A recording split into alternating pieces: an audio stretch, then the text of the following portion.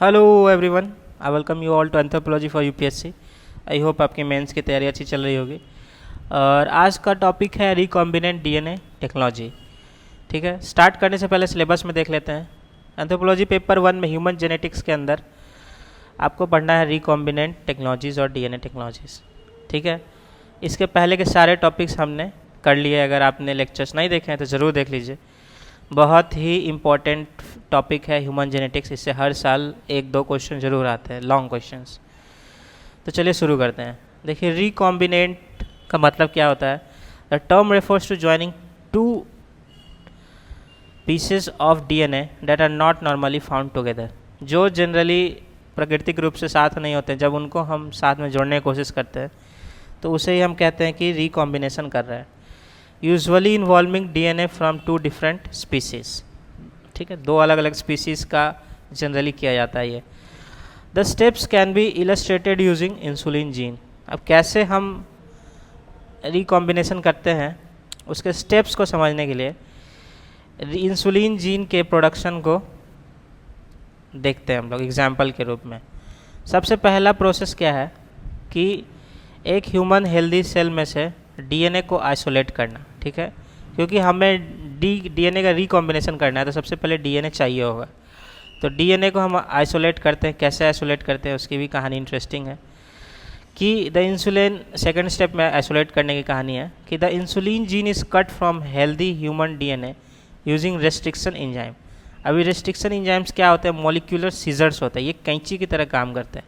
ठीक है, ये काट देते हैं जीन को हमारे डिज़ायर्ड बेस जहाँ पे भी से भी हमें लगता है कि ये जो सीक्वेंस है ये रिस्पॉन्सिबल है इंसुलिन के लिए, तो उस सीक्वेंस को काटने के लिए हम एक सूटेबल रेस्ट्रिक्शन एंजाइम ढूंढ लेते हैं।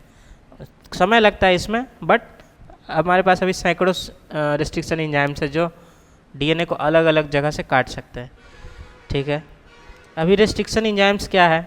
Restriction enzymes are nucleic acid clearing enzymes. Nucleic acid को क्लियर करने वाला एंजाइम है that act upon DNA cutting it into fragments at a specific sequence.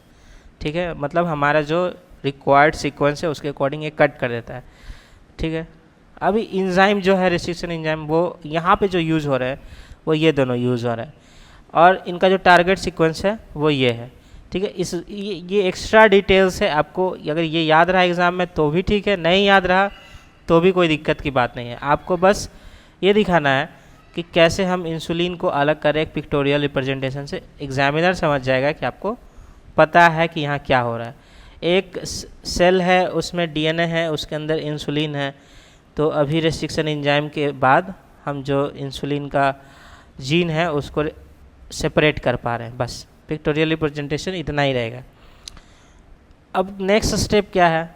The gene to be clone that is insulin is then added to a vector. अभी vector क्या है? ये physics वाला vector नहीं है, ये बायोलॉजी वाला वेक्टर है। ये वेक्टर क्या है? एक जीन व्हीकल है, मतलब जिसके थ्रू आप जीन को दूसरे ऑर्गेनिज्म में डाल सकते हैं। ठीक है, डायरेक्टली आप ऐसे ही कहीं भी मतलब ये जो सेपरेटेड जीन है उसको बैक्टीरिया के अंदर कहीं भी तो नहीं डाल देंगे और वो मतलब कि डुप्लीकेट हो जाएगा, ऐसा तो नहीं होने वाला। ठीक है, तो इस मतलब सेपरेटेड जीन को, ह्यूमन सेपरेटेड जीन को, जो भी आपका मतलब कंसर्न का जीन है उसको डुप्लीकेट करने के लिए पहले हम एक वेक्टर में उसे ऐड करते हैं।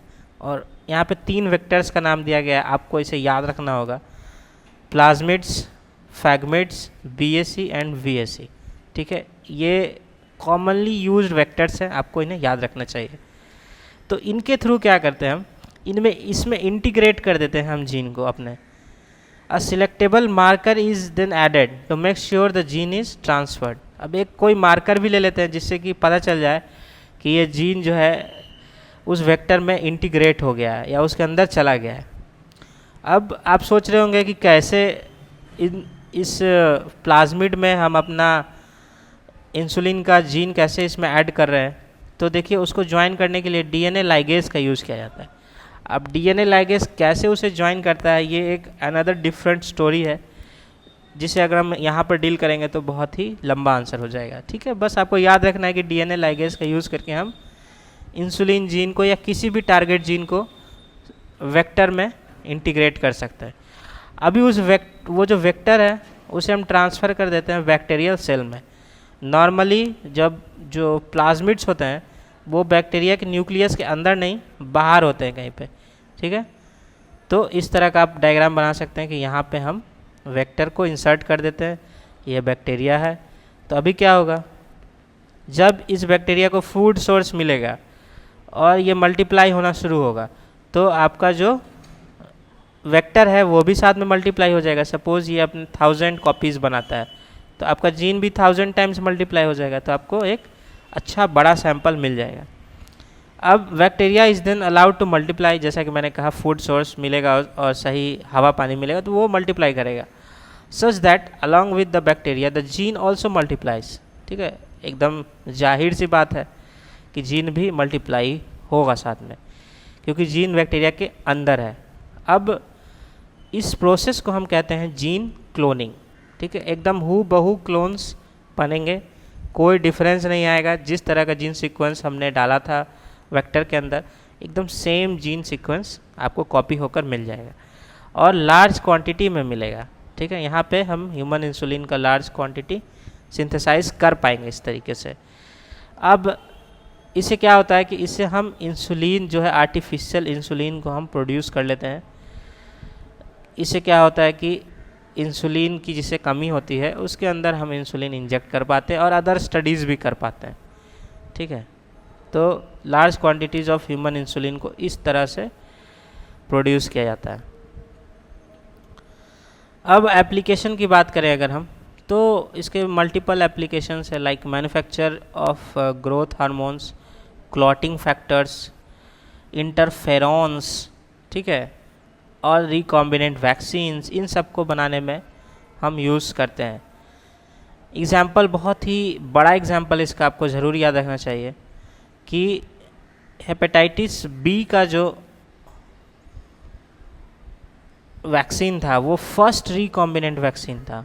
एकदम बहुत ही इम्पॉर्टेंट फैक्ट है, अगर आप डालेंगे तो एग्जामिनर आपको ज़रूर पॉइंट देगा एक्स्ट्रा।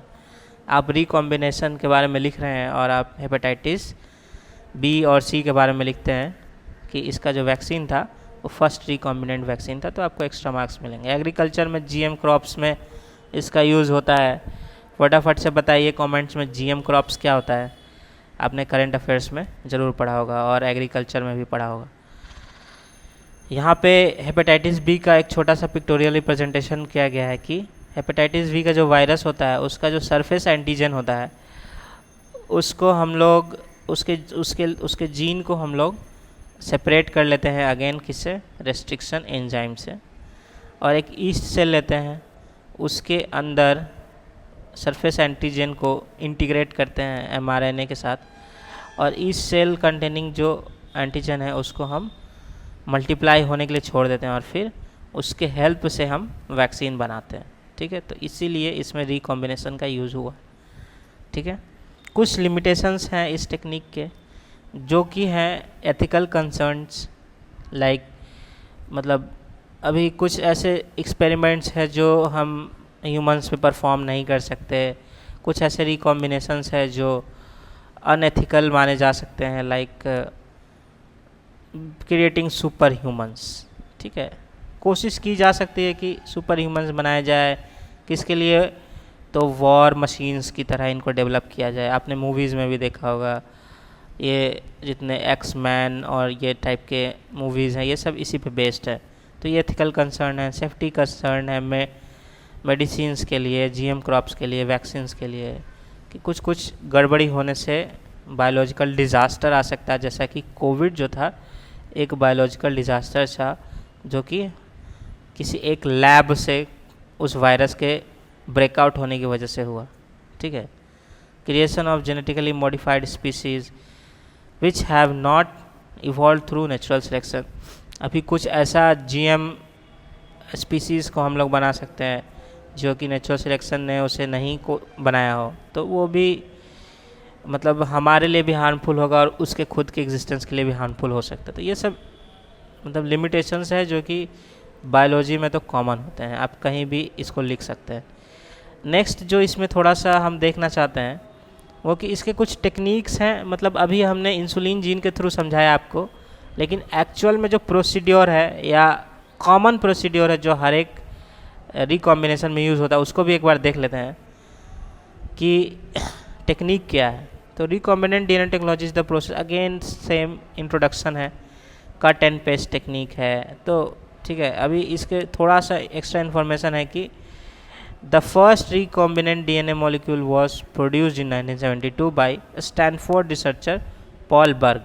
तो अब इसे यहाँ पे याद रख सकते हैं कि पॉल बर्ग जो पहले व्यक्ति थे जिन्होंने रिकॉम्बिनेंट डीएनए मॉलिक्यूल को प्रोड्यूस किया था, और उनको इसके लिए नोबेल प्राइज़ भी मिला था डीएनए रिकॉम्बिनेशन के लिए केमिस्ट्री में, ठीक है, फॉर द सेम। अगर मैकेनिज़्म की बात करें हम, तो देखिए अगेन इंसुलिन जीन से ही मैकेनिज़्म समझाने की कोशिश की गई है, बट इंसुलिन जीन से हम यहाँ नहीं समझा करके किसी नॉर्मल प्रोसेस से भी समझा सकते हैं कि हम एक इस इंसुलिन की जगह हम लिख देंगे कि टारगेट जीन, ठीक है। एक ह्यूमन सेल में से डीएनए में से टारगेट जीन को हम सिलेक्ट कर लेंगे, ठीक है, और रिक्वायर्ड डीएनए फ्रेगमेंट्स को जनरेट कर लेंगे रेस्ट्रिक्शन एंडो न्यूक्लियसेस को यूज़ करके या रेस्ट्रिक्शन एंजाइम्स को यूज़ करके। अब एक सूटेबल वेक्टर को चूज़ करेंगे, प्लाज्मिक, फेग और कॉस्मिड, ठीक है, इनमें से किसी को यूज़ करेंगे, और DNA molecule cut with restriction enzyme को generate complementary sequences on vector and the fragment.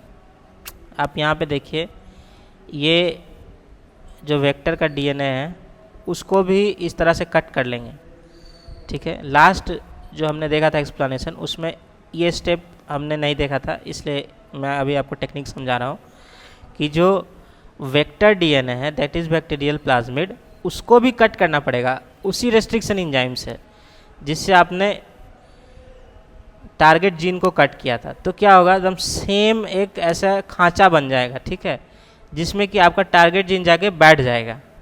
जो आपका कि टारगेट क्रोमोसोमल डीएनए है, फ्रैगमेंट है, वो यहाँ पे फिट हो जाएगा। तो ये पिक्टोरियल रिप्रेजेंटेशन बहुत इंपॉर्टेंट है यहाँ पर, ठीक है। नेक्स्ट है vector and chromosomal DNA fragments are joined using enzyme DNA ligase. ये भी हमने देखा था लास्ट लेक्चर में, सॉरी लास्ट लेक्चर नहीं, इसी लेक्चर में पीछे देखा था हमने कि डीएनए लाइगेस का यूज़ करके हम इन दोनों को जोड़ देते हैं। नेक्स्ट क्या है कि अब रिकॉम्बिनेंट डीएनए मॉलिक्यूल को इंट्रोड्यूस कराया जाता है बैक्टीरिया के अंदर या कोई अदर ऑर्गेनिज्म है जो मल्टीप्लाई हो सकता है तो उसके अंदर। यहाँ पे ई कोलाई बैक्टीरिया लिया गया है, ये डीएनए मॉलिक्यूल है, लेकिन हम उसमें इसे इंट्रोड्यूस कर देते हैं, ठीक है। बाहर भी इंट्रोड्यूस होता है, अंदर भी मतलब ये आपका ये जेनेटिक मटेरियल अलग है इसका, और ये आपका जो भी प्लाज्मिड है या कॉस्मिड है या फेग है वो हम इसमें इंसर्ट कर देते हैं। In case of insulin the cell will be able to process the instructions to assemble the amino acid for insulin production, ठीक है। इंसुलिन के केस में अमीनो एसिड्स जो है वो इंसुलिन का प्रोडक्शन करेंगी। When the bacteria multiplies the genetic material also multiplies, this is common sense and is passed on to next generation. This is known as gene cloning. Same word है जो हमने last explanation में भी देखा था। अब इसका क्या होता है, नेक्स्ट पॉइंट क्या है, selection and harvesting of clones containing relevant DNA fragments. अभी आपको जो भी यूज़ करना है इस मल्टीप्लाइड डीएनए का वो आप कर सकते हैं, सिलेक्शन एंड हार्वेस्टिंग इसका कर सकते हैं, जो भी यूज़ करना है। अगेन यहाँ पे एप्लीकेशंस दिए हुए हैं जो कि सेम है, लाइक जीन स्ट्रक्चर को एनालाइज करने के लिए, जेनेटिक डिसऑर्डर को एनालाइज करने के लिए, क्योंकि ये कैसे कहा जा रहा है कि एनालिसिस के लिए लार्ज क्वांटिटीज़ ऑफ डीएनए चाहिए, ठीक है, लार्ज डीएनए क्वांटिटीज़ चाहिए जिस भी पोर्शन को आपको स्टडी करना है। तो अभी ह्यूमन में से कितना ब्लड निकालते रहेंगे हम लोग, ठीक है, तो थोड़ा सा ब्लड लेकर फिर उसको रिकॉम्बिनेशन करके मल्टीपल मतलब उसके सैंपल्स बना लिए जाते हैं। या कोई क्राइम सीन हुआ, वहाँ पे एक ही बूंद ब्लड मिला, अब उस ब्लड में इतना डीएनए तो नहीं होगा कि उसका 10-15 एक्सपेरिमेंट किया जाए, तो उसको हम लोग रिकॉम्बिनेशन के थ्रू बहुत सारा मतलब उसका बना लेते हैं कॉपीज़, और ह्यूमन हार्मोन्स को बनाने में इसका यूज़ होता है। ठीक है, ग्रोथ हार्मोन्स की बात की थी हमने। ठीक है, डायबिटीज़ को ट्रीट करने में यूज़ होता है, क्लॉटिंग फैक्टर को और हेमोफीलिया को। तो क्लॉटिंग फैक्टर से हेमोफीलिया ही ट्रीट होता है। तो हमने देखा बहुत सारे यूजेस है। हेपेटाइटिस बी का वैक्सीन भी देखा था हमने कि फर्स्ट रिकॉम्बिनेंट वैक्सीन जो था वो यही था। इसके लिए आपको इसको मेंशन ज़रूर करना है। National Dairy Research Institute recently biosynthesized insulin from buffalo milk. लीजिए, एक और आपको ब्रेकिंग पॉइंट मिल गया कि नेशनल डेयरी रिसर्च ने रिसेंटली बायोसिंथेसाइज किया इंसुलिन को बफलो मिल्क से through rDNA recombinant DNA technology. However risk of recombinant DNA technology needs further studies, जो कि हमने पिछले जो पॉइंटर्स थे उसमें देख लिए थे कि ढेर सारे इसके लिमिटेशंस है, रिस्क है, तो हम इसे अवॉइड नहीं कर सकते। ठीक है, तो इतना काफ़ी है रिकॉम्बिनेंट DNA टेक्नोलॉजी में। अगर आप इसमें कुछ न्यू डेवलपमेंट्स देखते हैं गूगल में, न्यूज़ में, तो ज़रूर ऐड करें एग्जांपल्स में। जैसे यहाँ पे अपाला मिश्रा मैम ने बफलो मिल्क से इंसुलिन जीन को, मतलब इंसुलिन को सिंथेसाइज करने का जो नया फिएट है उससे लिखा है। तो आप ऐसे नए एग्जांपल्स लिखेंगे तो आपको एक आध एक्स्ट्रा पॉइंट मिलने की संभावना है। तो ये लेक्चर यहीं पे ख़त्म होता है। मिलते हैं नेक्स्ट लेक्चर में, तब तक के लिए धन्यवाद।